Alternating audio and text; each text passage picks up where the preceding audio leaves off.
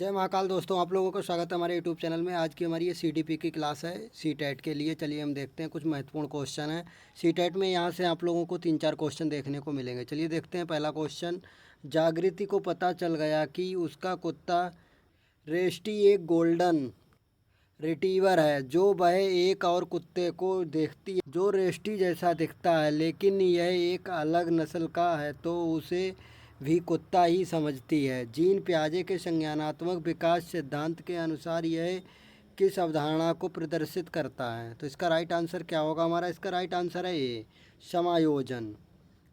इसका right answer हमारा ये समायोजन। चलिए थोड़ा इसे विस्तार से समझते हैं। दिए गए प्रश्न के अनुसार जीन पियाजे के संज्ञानात्मक विकास के सिद्धांत के अनुसार यह समायोजन की अवधारणा को प्रदर्शित करता है, जिसका उद्देश्य उस प्रक्रिया का वर्णन करना है कि हम अपने ज्ञान या स्कीमा की मौजूदा संरचनाओं में जानकारी या अनुभव कैसे जोड़ते हैं। जैसे जैसे हम मौजूदा जानकारी को नई जानकारी के साथ मिलाते हैं, हम अपनी स्कीमा का विस्तार या संशोधन करते हैं, लेकिन स्कीमा को व्यवस्थित करने के तरीके में मौलिक रूप से बदलाव नहीं करते हैं। चलिए क्वेश्चन नंबर अगला देखते हैं। बच्चे अक्सर अपने आसपास की घटनाओं की अपनी व्याख्या लेकर आते हैं। क्यों होती है? ये प्रश्न जानने पर सिया कहती है, भगवान अपने कंधों पर पानी की बाल्टी कर थक गए हैं। ऐसी व्याख्याएं। तो इसका राइट आंसर क्या? राइट आंसर हमारा डी होगा। संकेत देती है कि बच्चे में अपने सांस्कृतिक परिवेश के अनुकूल सहज समझ होती है, जिसे वह घटनाओं को समझने की कोशिश करती है।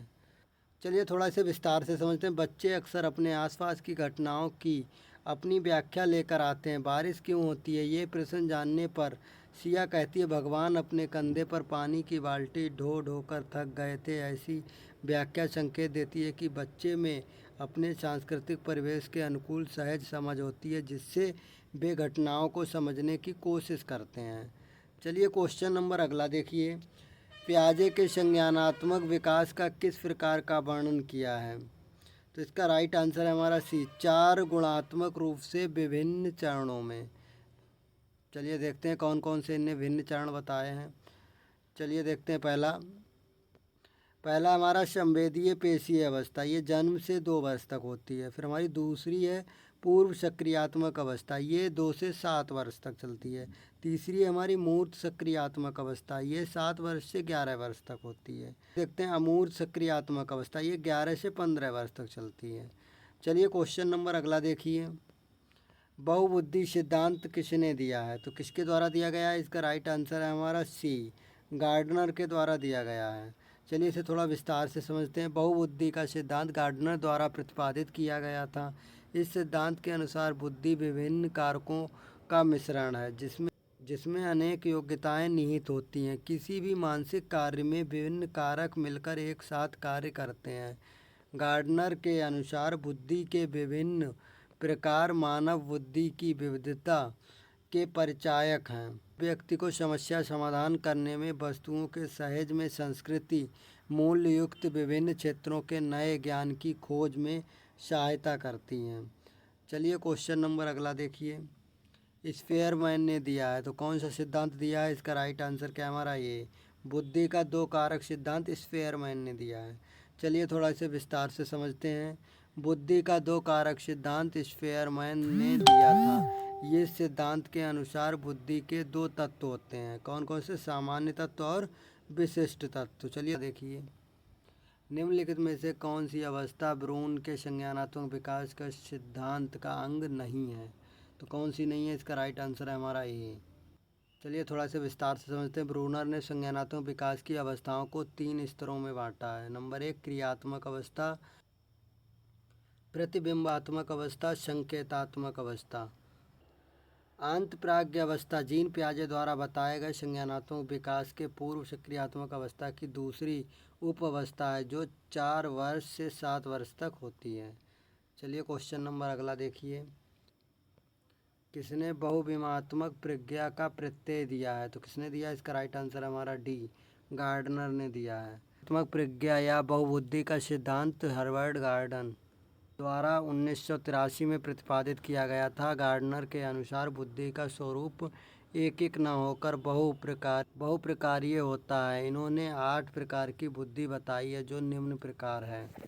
नंबर 1, व्यक्तित्व पर बुद्धि, व्यक्तित्व स्व बुद्धि। तीसरी है हमारी संगीत बुद्धि। चौथी है हमारी शरीर गतिक बुद्धि। पांचवी है हमारी स्थानिक बुद्धि। छठी है हमारी तार्किक गणितीय बुद्धि। सातवीं हमारी भाषीय बुद्धि। आठवीं हमारी प्राकृतिक बुद्धि। चलिए क्वेश्चन नंबर अगला देखते हैं। बुद्धि के बारे में निम्नलिखित कथनों में कौन सा सही है?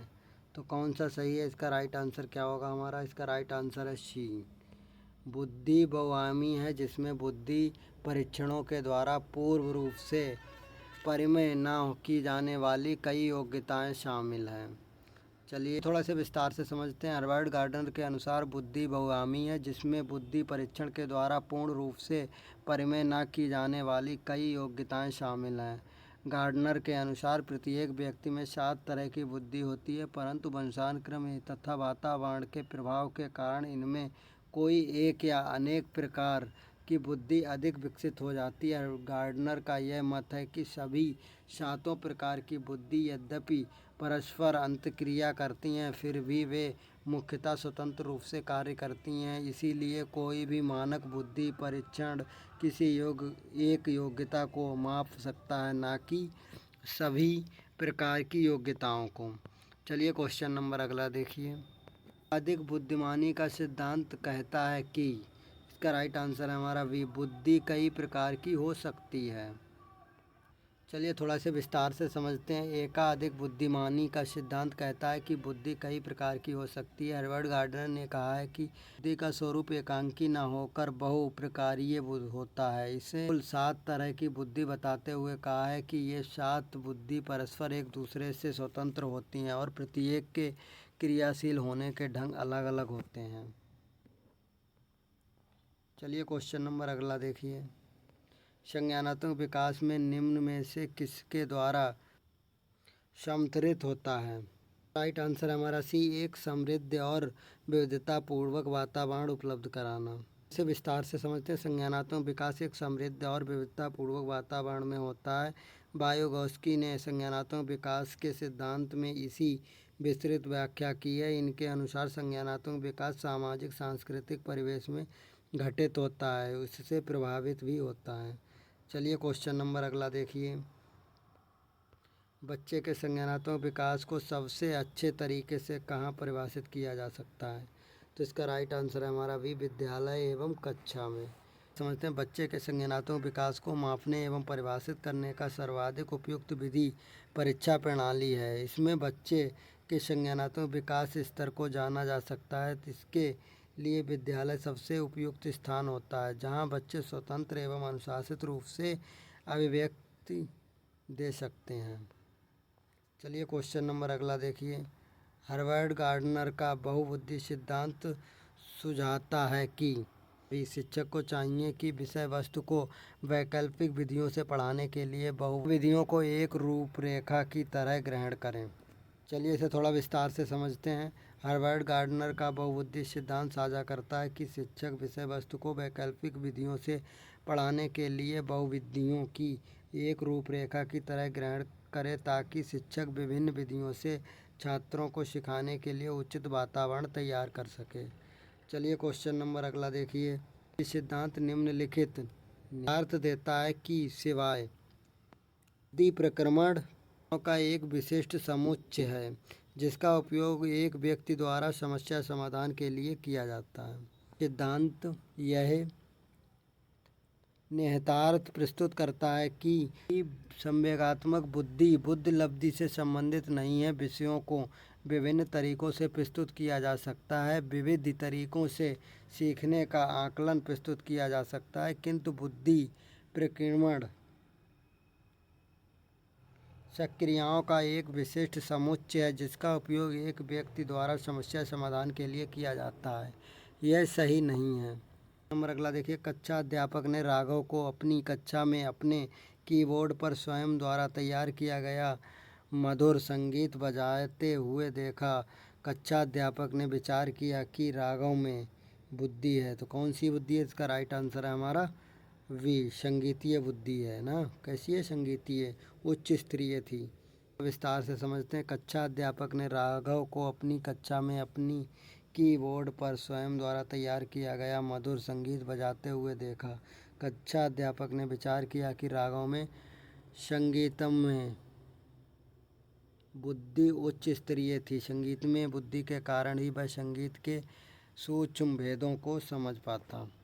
चलिए क्वेश्चन नंबर लास्ट देखते हैं। एक शिक्षिका अपने शिक्षार्थियों की विभिन्न अधिगम शैलियों को संतुष्ट करने के लिए विविधतापूर्वक कार्यों का उपयोग करती है। वह, इसका राइट आंसर है हमारा सी, गार्डनर के बहुबुद्धि सिद्धांत से प्रभावित होती है। इसे थोड़ा विस्तार से समझते हैं। एक शिक्षिका अपने शिक्षार्थियों की विभिन्न अधिगम शैलियों को संतुष्ट करने के लिए यदि वैधतापूर्वक कार्यों का उपयोग करती है तो वह गार्डनर के बहुबुद्धि सिद्धांत से प्रभावित है। इस सिद्धांत के अनुसार बुद्धि का 7 प्रकार की होती है और प्रत्येक बुद्धि में कोई न कोई विशेष प्रकार की बुद्धि होती है के अनुसार वह अपना विकास करता है।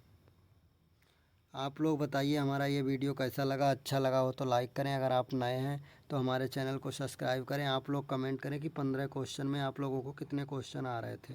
सभी लोग कमेंट करें।